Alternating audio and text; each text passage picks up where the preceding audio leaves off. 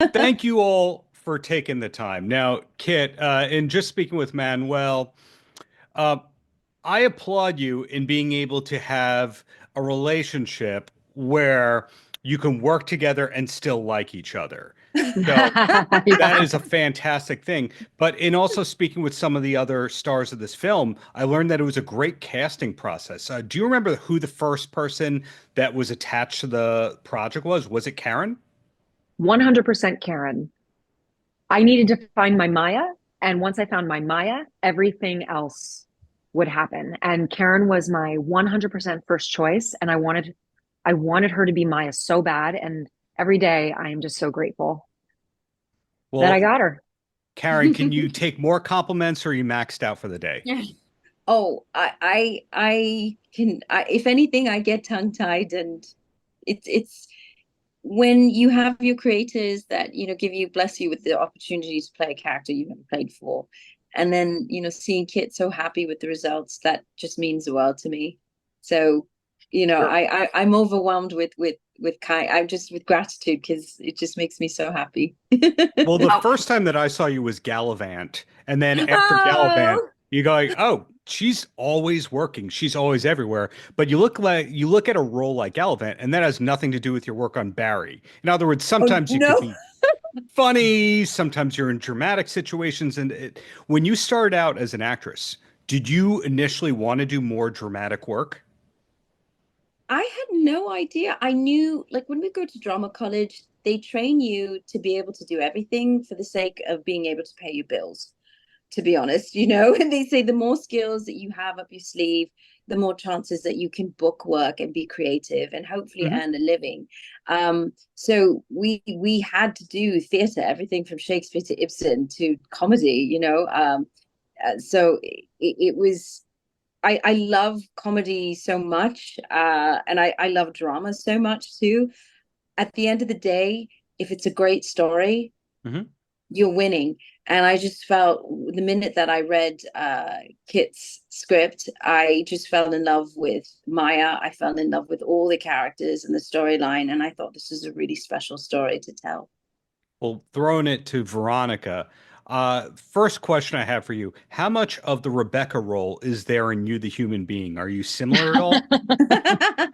Are completely different. Okay.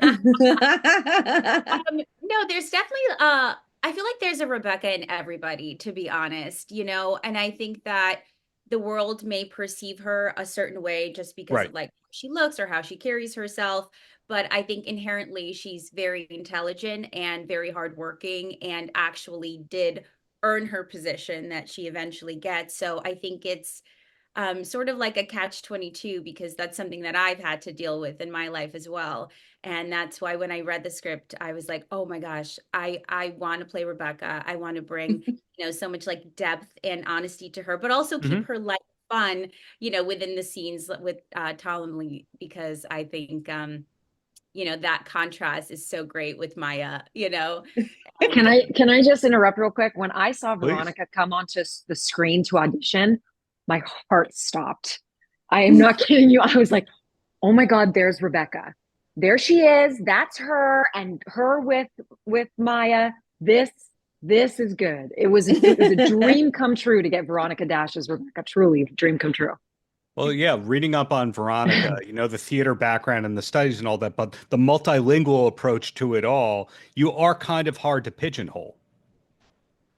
yeah, and I think it's very easy, especially for casting directors to just say, "Oh, she's blonde and, this is what she can do." And it's funny, last year actually, speaking of working with your partners, I produced a short film with my fiance where I played a character like 180 degrees different from anything I've ever played. I dyed my hair brown, I cut bangs, I gave myself like a not a real one, but a nose ring, and just try to play around with things that people haven't seen me do, because I think as actors, like, that's what we want to do. We want to Yeah. play characters, we want to explore and Right. do accents and all that stuff. So yeah, I think it's cool that once someone gets to know me or like sees my body of work beyond just like a headshot, they're like, oh, interesting, you know? Well, I could say the same about Karen. We never know when we see Karen in a project which accent she's going to have. Uh, is that a confusing part of your life? You know, going back again to drama college, we had to do phonetics classes, and it was painful. It was so painful, but I'm so grateful for it because they always told us that, you know, to be an actor means you have to step into the role of whatever their character is and tell their story and tell their truths honorably. Mhm. And you know, and that accents are included. Accents play such a huge part in the physicality, into all sorts of the dynamics of that particular role. Mhm. It can get a little confusing sometimes because look, every actor has their own method. Veronika knows this. You know, everyone has their own secret method that works for them.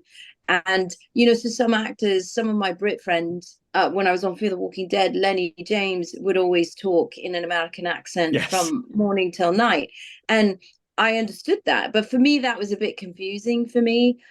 So as soon as they say action, I would go straight into American accent, and then when they say cut, I go back to British. The only thing where it really got me was when you have very complicated scenes where that rely on cues, and running to certain parts with explosions in the background and all of that. And there was one part where I ran through it with a British accent, and Lenny was like, at the end of it, he's like, "Did you just become British? Does Grace have a British accent?" I was like, "What?" He goes, "You did that all in a British accent." I said, "No, I didn't." He said, "You did." So now I know that when there's supposed to be chaos on a scene, don't. That's when I really should be talking an American accent all the time. But with Maya, I love that she was this aspiring journalist. And because I studied journalism for 2 years before I went to drama college, and Hmm. so a lot of my dear friends are in that world. And so it was really exciting for me to. I remember in journalism school, you know, we had to do all these.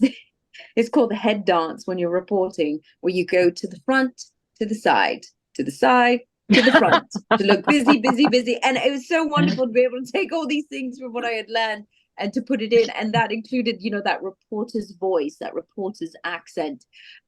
So I kind of leaned into it a lot and had a lot of fun with that side of Maya's career I didn't know journey. about the journalism part, so you keep getting more and more multi-layered. So what can I say? I'm going to throw one more question out because a lot of people want to speak with all of you today, and that goes to Kit. And that's a quick two-parter. One, did you know that you wanted to direct when you were writing? And two, are we allowed to know what's next from Kit Rich? Um, Directing actually was not my thought process. The reason I became a director is because everybody told me no. I think I'm still waiting to hear from like 5 or 10 directors. But you know what? I refuse to take no for an answer. And so I learned how to be a director. And now that I've done it, I'm completely hooked. And I love it so much. And my goal is just to get better and better and better at it. And I just want to continue to write great scripts and direct beautiful actors like these two. What's next on the horizon? I have written what I think is a really fun, I'm biased, but a really fun Christmas family movie. Mhm. And I've also written a rom-com that's in the works. So Wow. Well, I hope to see Veronika and Karen in both of those things eventually. But thank you all. they're dream actresses, dreams to work with. I believe it. Thank you all for your time. Congrats on Isabel's Garden and really looking forward to everyone's future projects. Thank Thank you. you, Darren. Paltrocast.